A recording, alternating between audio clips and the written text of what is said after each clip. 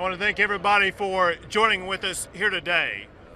First, let me say that we're joined by a lot of very important people who have been working relentlessly to try to address the challenges that we're facing on the border. I want to mention some of their names. We are in Valverde County right now. The chief administrator for Valverde County is County Judge Owens.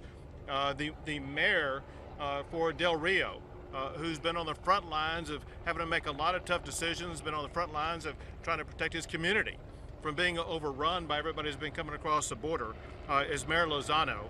You have Sheriff Martinez, the chief law enforcement officer for this county. For Mayor Lozano and Sheriff Martinez,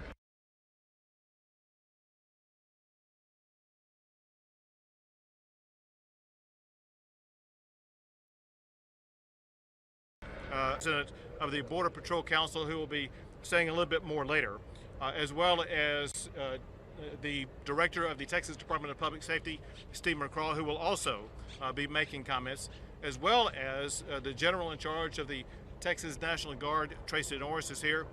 Importantly, we have members of the Texas House of Representatives with us, including the Speaker of the House.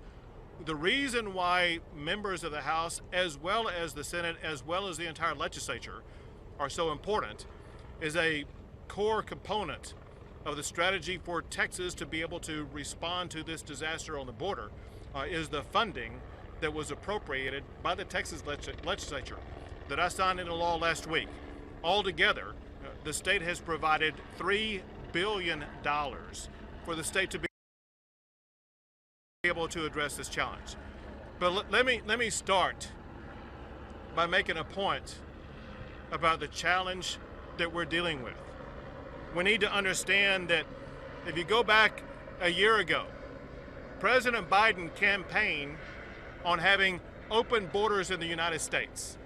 I'm sure most people, when they heard President Biden, either when he was as a candidate or as president, talk about open borders, they had no idea it would lead to the type of chaos that we've witnessed just behind me for day after day after day.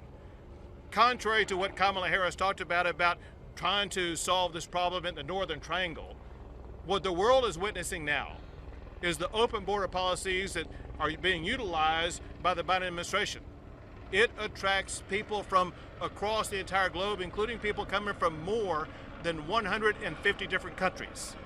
And when you have an administration that is not enforcing the law in this country, when you have an administration that has abandoned any pretense of securing the border and securing our sovereignty, you see the onrush of people like what we saw walking across this dam that is right behind me. Well, because the Biden administration is doing nothing to secure our border, because the Biden administration has been promoting and allowing open border policies, it has been the state of Texas that had to step up and address this challenge and work with the local mayor, the local county judge, and the local sheriff to accomplish several things. One of our primary goals, obviously, was to assist local officials in making sure that their communities are going to be safe. But in addition to that, Texas is taking unprecedented steps. You can see by all of the Texas Department of Public Safety cars, as well as the National Guard vehicles that surround us here, but go for miles on either side of where we are right now. They have created a steel barrier preventing people from being able to cross the border. One day there were countless people coming across the border. Then that very same day, the Texas Department of Public Safety put up all of these DPS vehicles, and suddenly, in an instant, people stopped crossing the border in this location. That strategy is working. In addition to that strategy, there's something else that we're doing that's been unprecedented, and that is the state of Texas. We are arresting and jailing anybody who comes across the border illegally and trespasses on private property or on public land. And so it's not the Biden administration catch and release policy. It's the arrest and jail policy, sending a message to these folks and anybody thinking about coming here. If they're thinking about coming and crossing this river here in Texas, you may wind up with handcuffs on your hands, going straight to jail. as opposed to being released to the general population.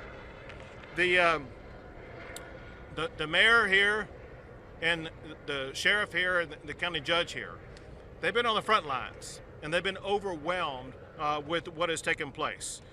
It's essential that Texas continues its efforts. One thing that I've learned in briefings, and that is now that we have sealed this particular area of the border, we see the migrants now trying to penetrate other areas of the border.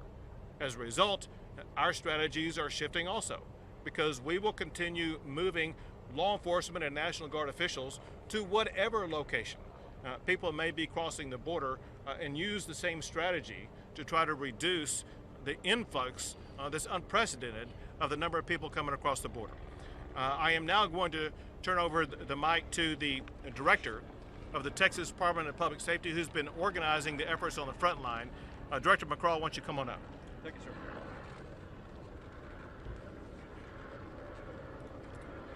Well, first, Governor, thank you and members of the state legislature for your leadership. You made it very clear to us in the Department of Public Safety and to the Adjutant General, the National Guard, that Texas doesn't need anybody's permission to protect Texas. And as a result, you insisted that we be proactive in terms of assisting our Border Patrol agents in terms of securing this area, which is certainly a public safety threat, but also we're mindful as a homeland security threat. In fact, there's nothing more threatening as it relates to public safety in Texas and homeland security than an unsecured international border with Mexico, period. And we've experienced influxes before in Texas, certainly in 2014, 2015, but going back to 1986 was the highest number of apprehensions of illegal immigrants back in 1986. And that was at 726,000. Well, today, we've reached the all-time high in Texas, and that's 1.1 million apprehensions, not including what you see over here. These numbers haven't been counted yet. And certainly that's in federal fiscal year, which we count in terms of the Border Patrol aspect of it. So keep in mind that every time this happens, Border Patrol is overwhelmed.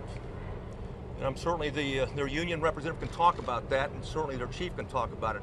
And when that happens, Texas becomes less secure because the cartels exploit those gaps. And that's cocaine, methamphetamine, fentanyl, human trafficking, all the above. And if you've got a drug problem in the United States, you've got a cartel problem, you've got a Mexican, Texas, international border problem as well. And as the governor made clear, we'll continue as long as needed, working with all our partners. I've got to thank the sheriff, and county judge, all the elected officials, because they care deeply and are passionate about protecting Texas. So, Governor, thank you. Thank you very much.